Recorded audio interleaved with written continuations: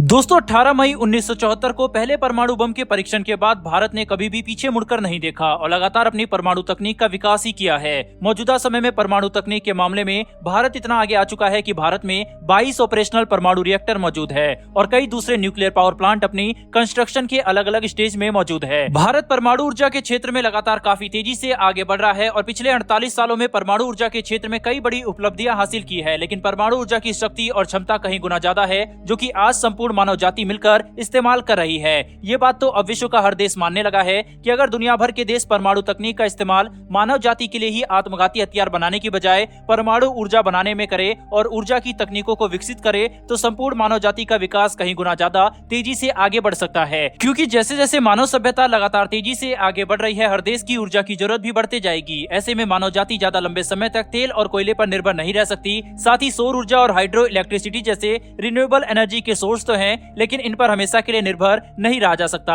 साथ ही इनकी अपनी ही कुछ सीमाएं हैं, जबकि परमाणु ऊर्जा एकलौता ऐसा एनर्जी सोर्स है जिस पर अपार संभावनाएं मौजूद हैं। वहीं इसके साथ ही ये संपूर्ण मानव जाति की ऊर्जा की जरूरत को पूरा करने की क्षमता रखता है। इसी के ऊपर काम करते हुए विश्व के 7 बड़े देश एक साथ आए और परमाणु ऊर्जा के क्षेत्र में विश्व की सबसे जटिल और सबसे महत्वपूर्ण प्रोजेक्ट के ऊपर काम करने लगे, जिसका नाम ITER यानी कि इंटरनेशनल थर्मोन्यूक्लियर एक्सपेरिमेंटल रिएक्टर है, जिसके तहत अब भारत ने अपना योगदान देते हुए फ्रांस को 4 किलोमीटर लंबी साइरो लाइन सप्लाई कर दी है, जिसका जिम्मा भारत के ऊपर था। भारत की ये साइरो लाइंस इतनी उन्नत क्वालिटी की है कि ये -269 डिग्री सेल्सियस में भी काम करने की क्षमता रखती है। साथ ही भारत ने लगभग 6 किलोमीटर लंबी रिटर्न लाइंस भी सप्लाई की है, जिसका इस्तेमाल वार्म गैसेस को संभालने के लिए किया जाएगा। दोस्तों ITER प्रोजेक्ट के तहत विश्व के 7 देश अमेरिका, भारत, रूस, चीन, जापान, साउथ कोरिया और यूरोपियन यूनियन एक साथ मिलकर पृथ्वी पर सूर्य जैसी ही एक न्यूक्लियर रिएक्टर बनाना चाहते हैं, जो कि फिजन की बजाय फ्यूजन प्रक्रिया का इस्तेमाल करके पृथ्वी पर ऊर्जा पैदा करने की क्षमता रखेगा। यह एक बेहद जटिल और मुश्किल प्रक्रिया है जिसमें काफी खतरे भी मौजूद है, लेकिन इसके अंदर जितना खतरा है इसका फायदा उतना ही ज्यादा है।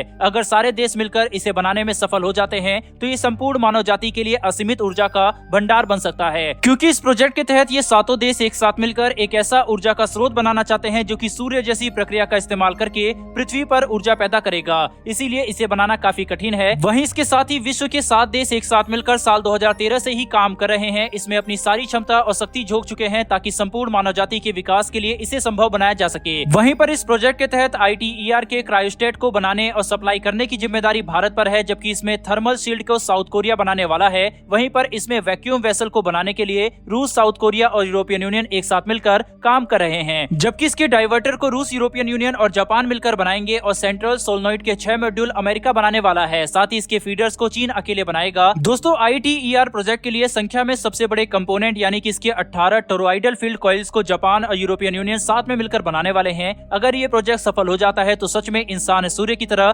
पृथ्वी पर न्यूक्लियर फ्यूजन की प्रक्रिया का इस्तेमाल करके परमाणु ऊर्जा बनाने में सफल हो जाते हैं तो ये संपूर्ण मानव जाति के लिए एक काफी बड़ी उपलब्धि होगी, जिसके दम पर मनुष्य परमाणु तकनीक का इस्तेमाल हथियारों और विनाशकारी परमाणु बमों को बनाने की बजाय क्लीन एनर्जी सोर्सेज को विकसित करने के लिए कर पाएंगे, जिससे हम कच्चे तेल और कोयले पर अपनी निर्भरता खत्म कर सकेंगे, जिससे न कि केवल पूरे विश्व को आर्थिक फायदा होगा बल्कि पर्यावरण को बचाने के लिए भी ये एक क्रांतिकारी कदम साबित होगा। वहीं पर दोस्तों दूसरी तरफ भारत के तमिलनाडु में बनने वाले 1000 मेगावाट क्षमता के न्यूक्लियर पावर प्लांट की तरफ से काफी बड़ी खबर निकलकर सामने आ रही है, जिसके तहत इस पावर प्लांट में लगने वाले रिएक्टर वेसल अपना आखिरी हीट ट्रीटमेंट पूरा कर चुके हैं, जिसके बाद इसे दूसरे टेस्टिंग और स्ट्रक्चरल मैन्युफैक्चरिंग के लिए भेजा जाएगा ताकि इसकी क्वालिटी और क्षमता को सुनिश्चित किया जा सके। केवल तब जाकर ही भारत के नए न्यूक्लियर पावर प्लांट में स्थापित इसे किया जा सकता है। दोस्तों रिएक्टर वेसल उन हजारों जटिल कंपोनेंट और पार्ट्स में से एक है जिसका इस्तेमाल एक न्यूक्लियर पावर प्लांट में किया जाता है। फिलहाल भारत के अंदर 12 ऑपरेशनल न्यूक्लियर पावर प्लांट है, लेकिन भारत कई और न्यूक्लियर पावर प्लांट लगातार बना रहा है ताकि हमारी परमाणु ऊर्जा को पैदा करने की क्षमता को बढ़ाया जा सके और भारत अपनी निर्भरता कच्चे तेल और कोयले के ऊपर से